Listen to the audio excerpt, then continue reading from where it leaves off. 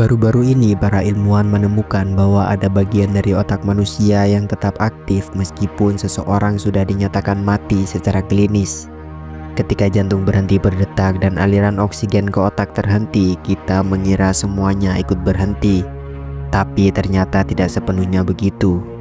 Bagian ini justru menunjukkan tanda-tanda kehidupan yang mengejutkan. Beberapa jam setelah tubuh tidak lagi hidup, sel-sel ini malah membesar, bercabang, dan terus menunjukkan aktivitas yang meningkat. Mereka terlihat seperti sedang merespons sesuatu, padahal seluruh sistem tubuh sudah tidak berjalan.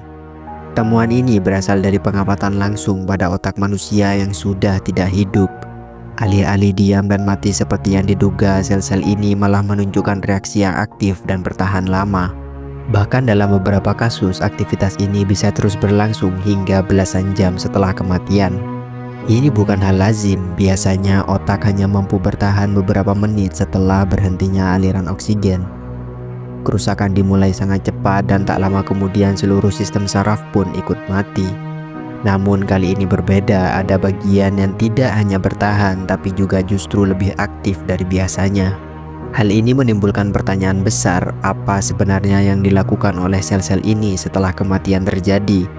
Apakah mereka hanya bereaksi secara otomatis atau ada proses yang lebih dalam sedang berlangsung? Dan lebih jauh lagi, apakah ini berkaitan dengan kesadaran? Bisakah sebagian dari kesadaran manusia tetap ada meskipun tubuh telah mati? Penemuan ini membuka pintu untuk memahami ulang apa yang sebenarnya terjadi pada otak ketika kehidupan telah berhenti, dan mungkin juga mengubah cara kita memandang kematian itu sendiri.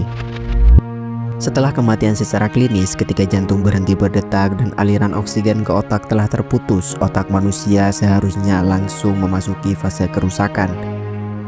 Namun dalam sebuah temuan yang mengejutkan, ilmuwan menemukan bahwa tidak semua bagian otak langsung berhenti berfungsi. Beberapa sel justru menunjukkan perilaku yang sangat tidak biasa.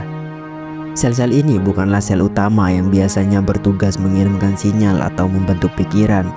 Mereka berasal dari kelompok sel pendukung yang selama ini dikenal lebih pasif.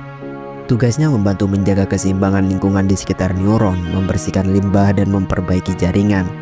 Tetapi yang mengejutkan justru setelah kematian, sel-sel inilah yang bereaksi paling aktif. Alih-alih ikut berhenti seperti bagian otak lainnya, mereka mulai berubah.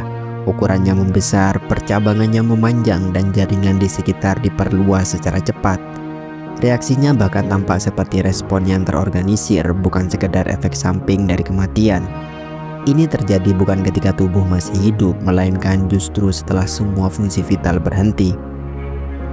Fenomena ini membuat para ilmuwan bertanya-tanya apa yang sebenarnya terjadi.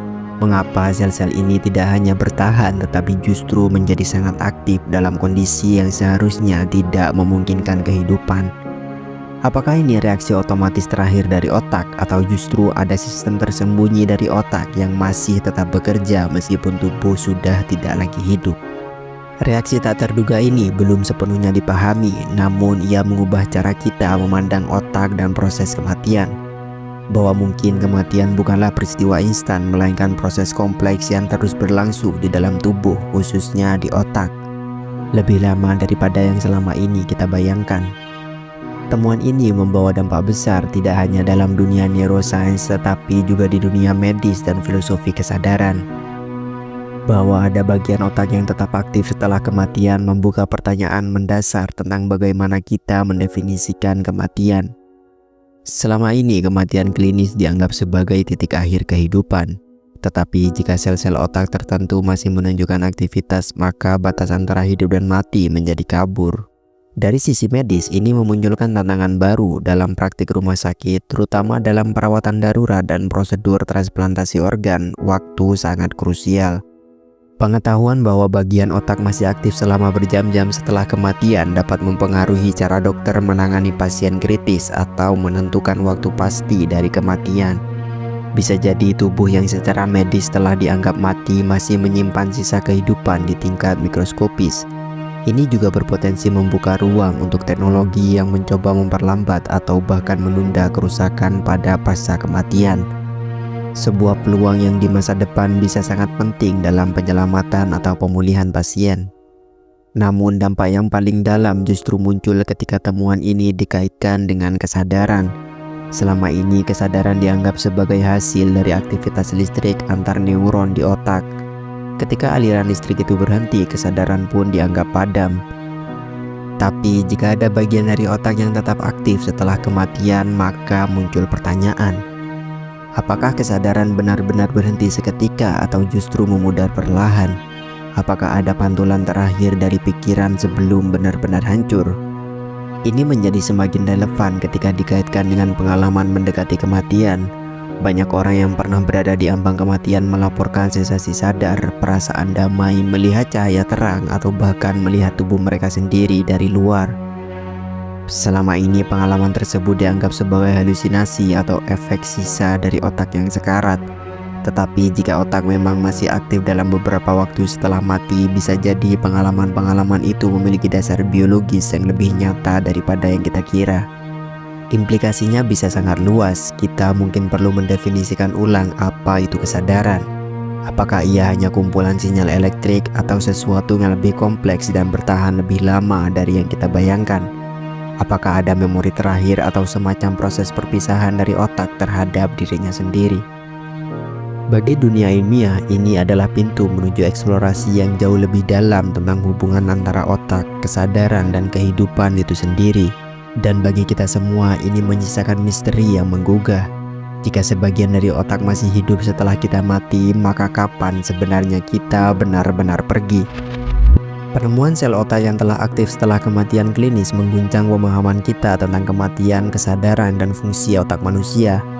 Sel-sel yang selama ini dianggap pendukung pasif justru menunjukkan respon paling aktif ketika seluruh sistem tubuh telah berhenti bekerja. Ini membuka mata kita bahwa kematian bukanlah peristiwa instan, melainkan proses bertahap yang masih menyisakan aktivitas biologis bahkan setelah tubuh dinyatakan mati.